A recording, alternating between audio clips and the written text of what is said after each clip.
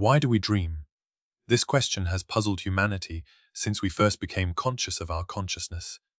Consider this remarkable fact.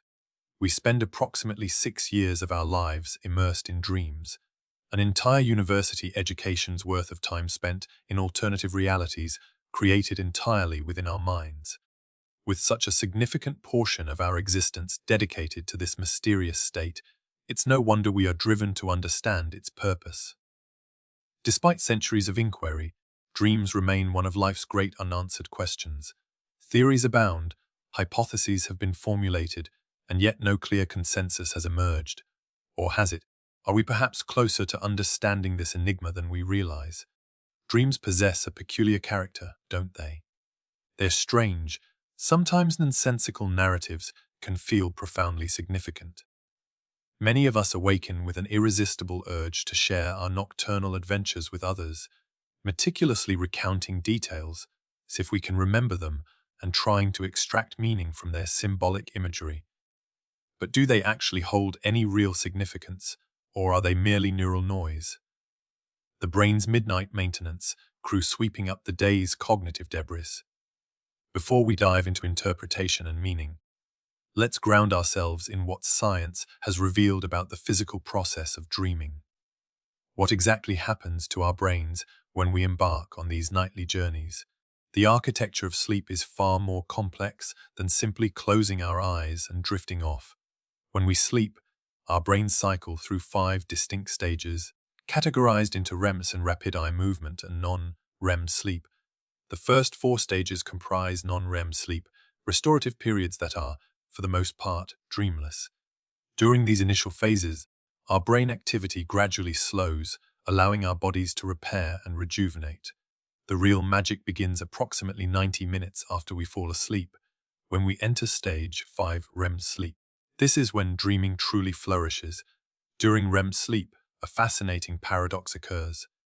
Our bodies become essentially paralyzed, while our brains spring back to near waking levels of activity. Our heart rates increase, blood pressure rises, and our minds become veritable theaters of experience, all while we lie motionless. This paralysis serves a critical purpose. During REM sleep, our brains release glycine, an amino acid that acts on motor neurons in the brainstem.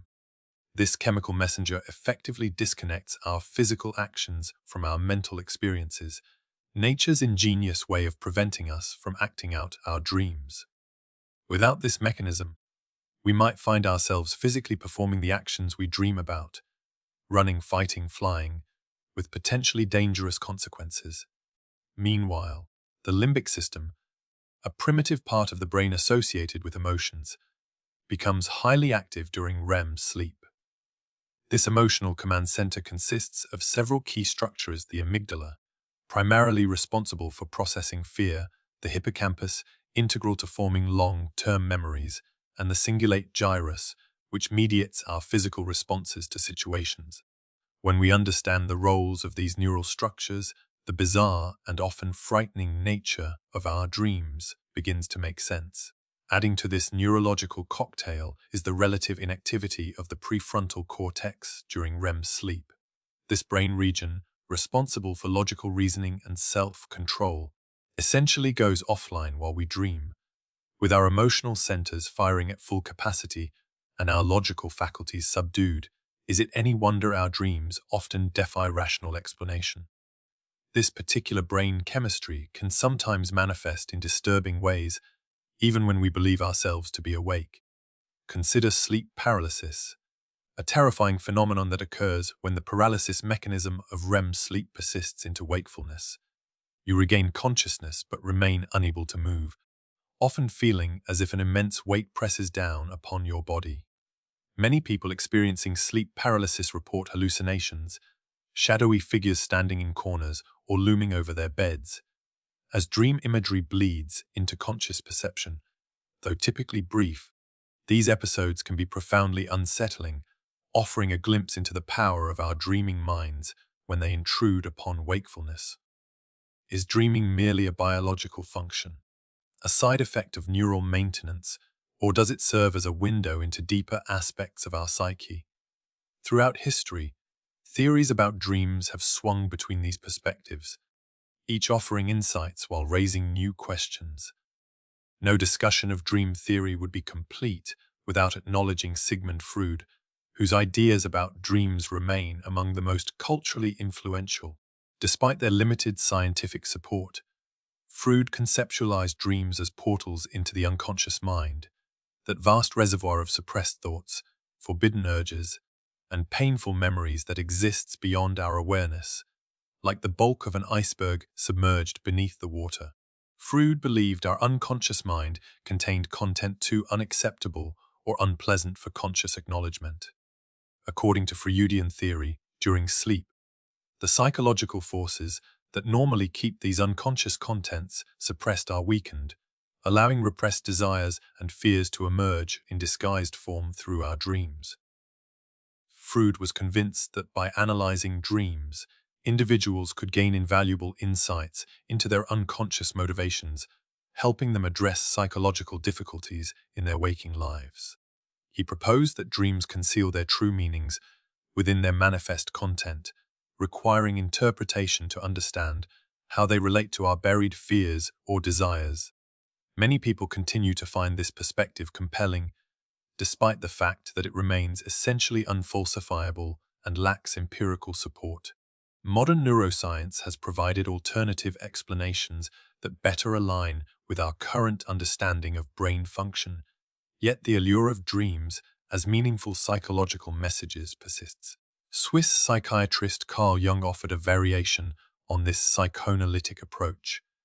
While he agreed with Freud that dreams provide access to the unconscious, Jung proposed something more far-reaching: the existence of a collective unconscious.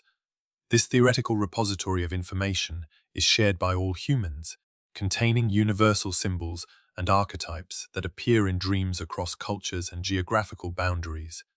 Jung's theory might explain why certain dream themes, falling, being chased, losing teeth, recur across diverse populations regardless of cultural context. Have you experienced these common dream scenarios yourself? Dream interpretation, the practice of assigning meaning to dreams, continues to play a significant role in various psychotherapeutic approaches today. Surprisingly, this persists despite limited evidence showing that interpreting dreams positively impacts mental health. One explanation for this disconnect might be our tendency toward motivated reasoning. Research demonstrates that people attribute greater significance to dreams that confirm their existing beliefs and desires, while dismissing contradictory dream content as meaningless. For sheer entertainment value, let's consider some common interpretations of recurring dream themes. The sensation of falling, experienced by most dreamers at some point, is often viewed as a warning from the subconscious about major life problems. It may reflect feelings of insecurity, instability, or a sense of being overwhelmed by circumstances beyond your control. Similarly, dreams of being naked in public settings might represent vulnerability or anxiety.